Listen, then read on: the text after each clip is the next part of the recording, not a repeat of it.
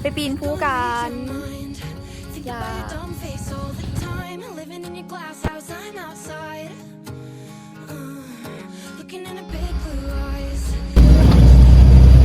เป็นอะไรปลากันตา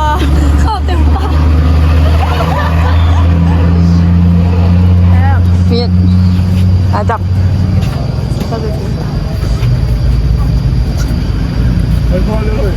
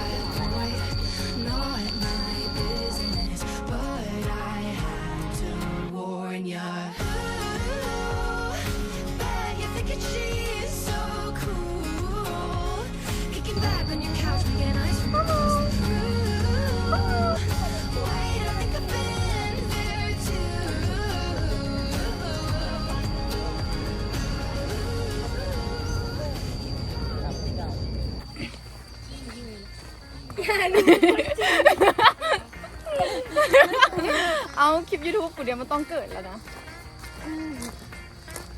ตอนนี้เฮากับฮอดจุดหมายแล้วเด้อทุกคนแบบมาแบบเดียวมาครึ่งชั่วโมงปวดขาเลยไม่น้องเกียร์เลยตอนนี้เฮาก็เลยขึ้นไปนะจ๊ะยังบ่ทันฮอดกับมือละมันลงได้สิบตายแล้วจุดมันอยู่ใส่บอกแล้วจุดมันอยู่ใส่พี่ดูทุกคนวันนี้เขาสิมาพาขึ้นภูพนังกันโจกี้นี่กับลุง แม่เมื่อกี้เขาไปทางนี่เขาไปทางนี้แต่สุดท้ายทาง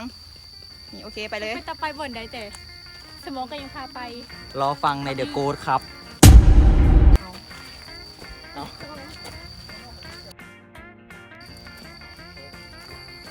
ด้วยฟิกเกอร์เล่นอะไรบ้าง ฮัลโหล Hi what's your name my name is Kinu about you นู่นนี่ กูว่าโมเมนต์ละเฮ้ย ไม่มีป้ายนะ ใส่ไปนะ ไม่น้อยนะ มาอยากถ่ายรูปบอกเดี๋ยวเข้าไป ว่าคนมา ถ้าคุณเจ้าได้ยินคำว่าเสียกูลดนะคุณเจ้าบ่ต้องเสียเด้อนี่หวยน้อย เราเจอจริงได้ดอกบัวบุย ๆบ่อย่า ต้องขามครัวบ่ ฟิวอ่ะ เขาต้องได้ขามครัววะ ฟิวแกล้งๆสิวะ กูจะมันรู้เด่น ตำทรงเป็นหนักสองเที่ยวเป็นคนดีมาเก็บขี้หยอบเนี่ยทั้งคู่ นี่อะไรเขาเตะยังบัวร้อนเลยเนี่ย หนูจะไม่เสร็จต่อเบิ่ม ป้ายมันบอกว่า เด่นบุ้งกงแบบนี้ ใส่ที่นูป้ายนะ โอ้ยกลัวมึงต้องไปถ่ายรูปอยู่ที่นั่นจะกินอะไร ใส่ป้ายกูไม่เห็นสับ อ่านนี่อ่านแต่คำมาไฮกิโลอุ้ย เดี๋ยวเราป้าถึงคู่ ทุกคนตัวนี้เขาซิมูทางบอกแบบมาแบบบุ้งอย่างเลยประเด็นมันก็แบบ มันมาถ่ายรูปจะหินหาปืนปกเบี้ยถ่ายปุ๊กเลย โอ้โหแล้วตอนนี้เขาอายุใส่กับบุ้งเขามาทันได้เขากับบุ้งทุกคนตัวนี้คือแบบบุ้งทางบุ้งอย่างเลยเด่นมาแบบโคตรมั่วจะไหนลงมาจะ10 ฮอดวันนี้ตอนนี้10 โมงละ10 โมงละยังบ่ฮอดปะนี่จะลุกไปทางไหนใครบอกเนี่ย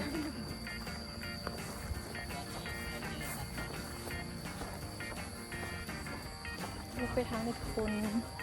โอ้ยจะบ้าเพื่อทางกูหนักเลย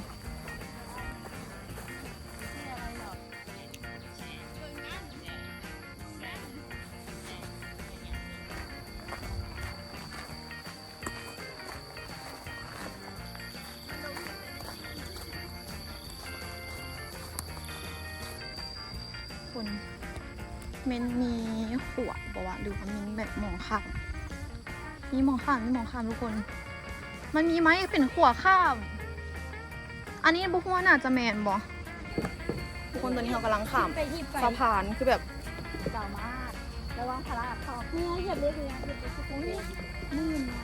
เหยียบเล็กคือซื้อ เจมินโอเค เหยียบเล็กคือซื้อ โอ้เฮ้ย help me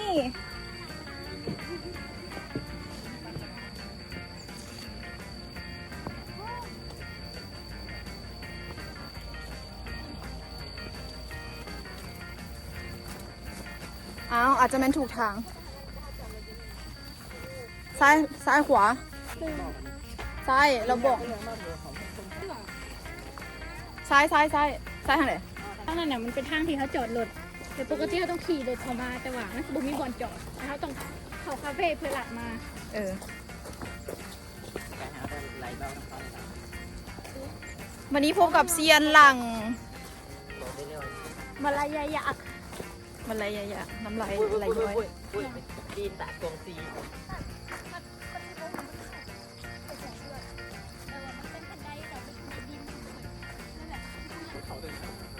ได้เขาจะยังขี่มา แต่เขาจะข้ามหัวมาอันลงมาขี่นี่ผู้พนังผู้ต่อ ถ่ายรูปมาแต่ถ่ายรูปก่อนอันนี้ เออก็ห้องก็เช็คอินเอาผู้พนัง เออตัวนี้แหละ อ๋อเรียบร้อยเลยแรกมึงนะ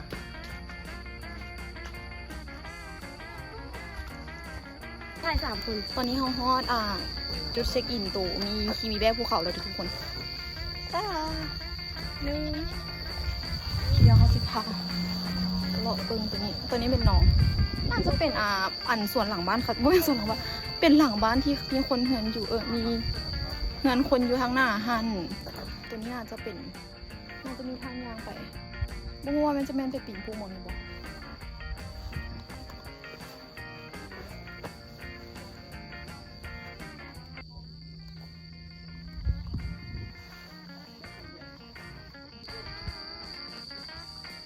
ตอนแรกกูเล่นนะถือว่าโกะแล้วกูปีนะปีมาเลยตีนแล้วอย่าพี่นะมองซ้ายนะ กูเล่าให้กูฟังไง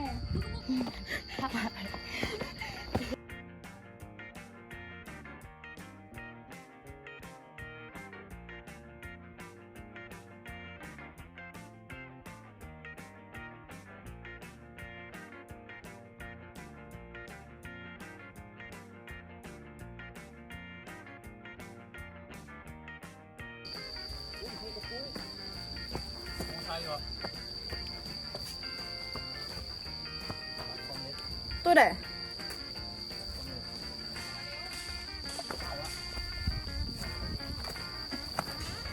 ก็คือ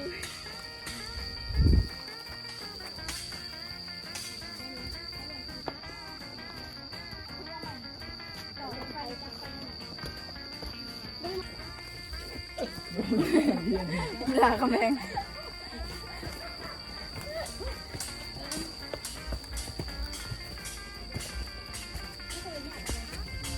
ฟันเลย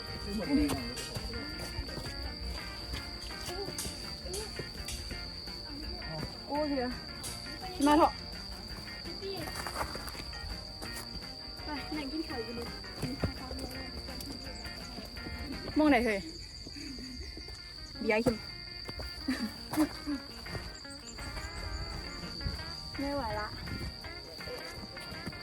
บัวสินสุดสำนี่เอาดิโมเมนต์หมองนี้นะมันเป็นหมองยอดนั่งค่ะนะ เจ้าแม่งเงี้ยอะไรเนี่ยร้ายเลย ทางอีปุ้ยแบบพุ่นอ่ะ ใช่ปะ อี ก็อย่าไปแก้มันต่อคาเลยเด้ โอ้ คิดนั้นเดี๋ยวลำโซเลย อารมณ์รวย ก็ได้กินน้ำให้มันหน่อยนะ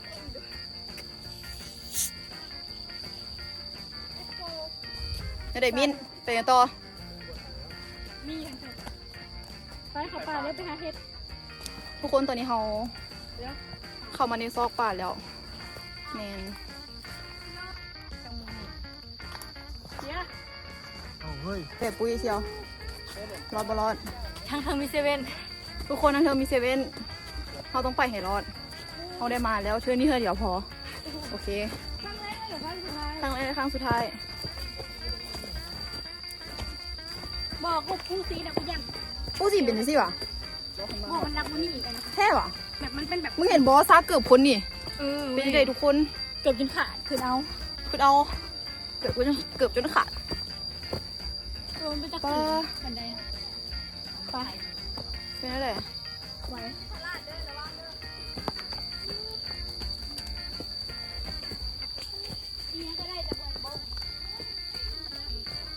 โอเคกูเห็นแล้วคิดไป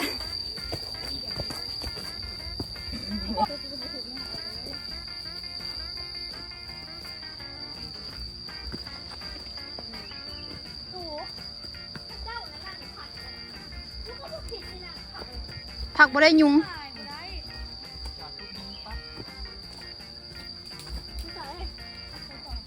ไม่ใส่เอาเลยนะเนี่ย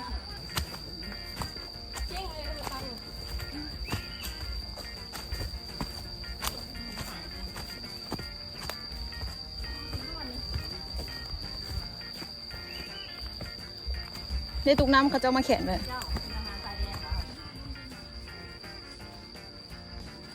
เห็นตุกน้ำบ่ไปทางเดี๋ยววะ เลือกนี่โอ้ยตายทำไมโอ้ยเงยหน้าคือเราบ่ได้สัตว์ ก้มทุกคนก้มไว้เดี๋ยวมินเขา อันนี้พวกอย่างอันนี้ อันนี้วะ โน่ โน่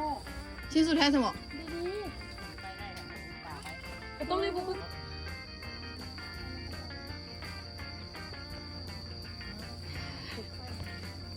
เงยเนี่ยไป ๆโน่ไป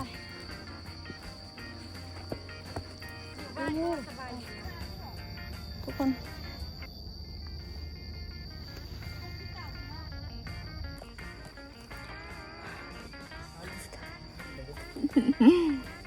ขนาดว่าเขาจะบอกว่าอันนี้ง่ายอันนี้ยากกว่า กูพออ่ะกูจะเป็นน้ำตก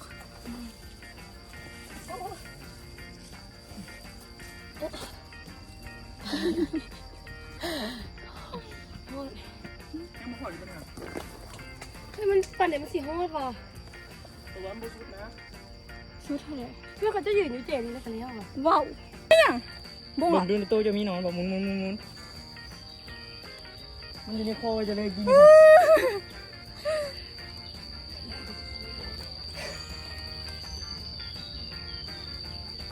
กูยุ่งกัดก้น ละลาย ไปไวเลยสู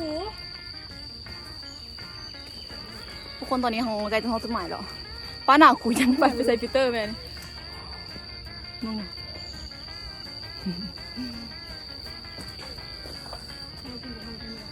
กูว่า บุกไฟ มัน บุ หั ก ว นอกเลยบุกเลย เดี๋ยวไปมา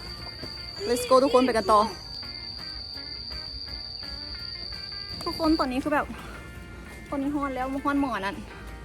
ฮ้อนหมองผ่าขึ้นอยูเทิงนี่ เดี๋ยวเขาจะพาขึ้นไปเบิ่ง เฮียกูอยากล้างหน้าอยู่ หน้ากูกับหน้ามึง เต่า เฮ้ยพี่สัญญาณ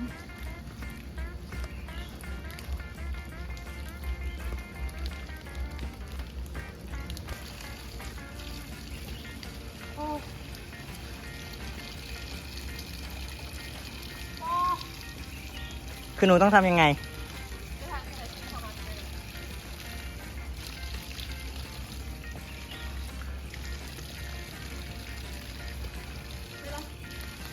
ไปนะ ใส่เสียงเพลงไงนะเข้าไปของเช้า ตื่นใครคนที่ ซุ้มเจ้าของใบเนี่ย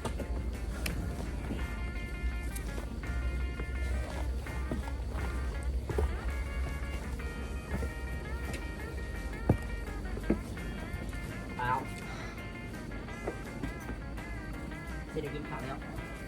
ปุ๊กปุ้ยปะ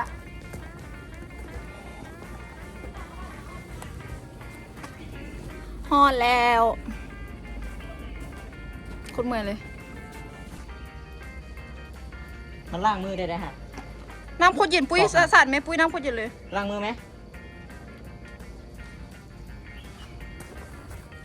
เอาห่างไปทางไหนอะไรเต๋อ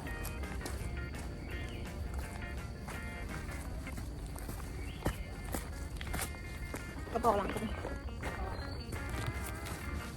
มินเอาละ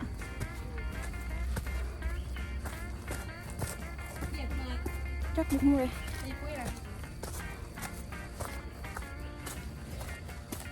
ไม่ต้องเรียนเลย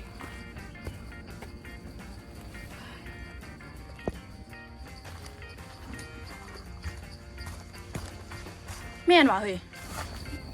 ตาดาหอนแล้ว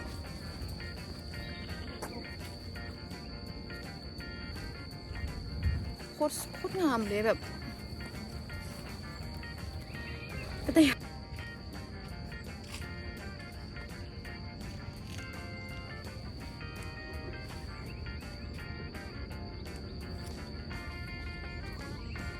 เอามรดก อู้มีแต่ไก่แล้วกูเลี้ยงอยู่เงินนะจู ตักปืนพอมาหายิงนก เดี๋ยวก็มาขึ้นไปเฝ้าเนี่ย